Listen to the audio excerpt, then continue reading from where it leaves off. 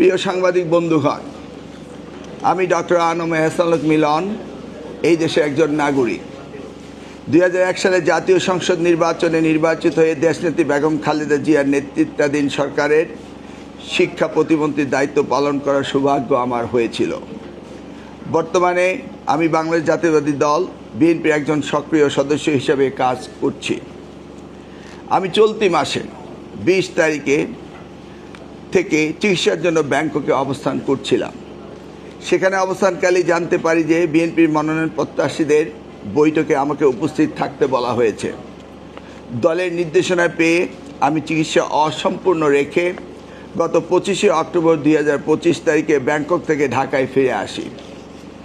দলীয় সাংগঠনিক কার্যক্রম সম্পন্ন করে 30 অক্টোবর 2025 তারিখে পুনরায় ব্যাংককে চিকিৎসার উদ্দেশ্যে রওনা হই।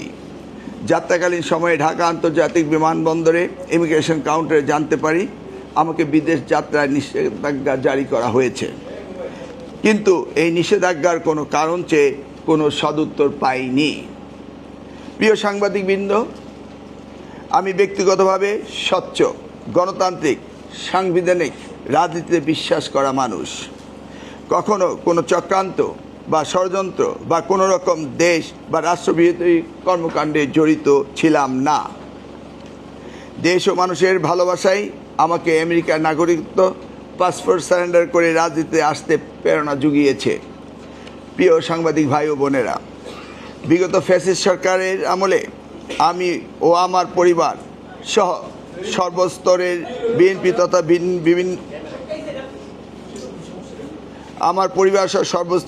তথা ভিন্ন মতাদর্শী ব্যক্তিবর্গের উপর অমানবিক নির্যাতনের ইতিহাস আপনারা সকলেই জানেন।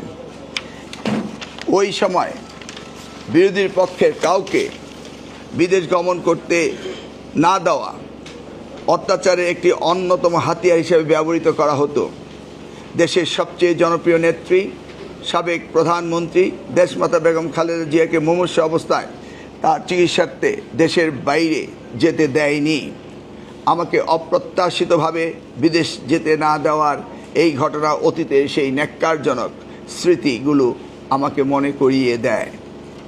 আমি সরকারের কাছে জানতে চাই, কেন আমাকে বিদেশ যেতে দেওয়া হলো না। এই সরকার মহান 24-এর গণঅভ্যুত্থানের সরকার। আমার দল বিএনপি শুরু থেকেই মাননীয় প্রধান উপদেষ্টা ডক্টর প্রফেসর ইউনূস ও তার নেতৃত্বাধীন অন্তর্বর্তীকালীন সরকারের সমর্থন দিয়ে আসছে।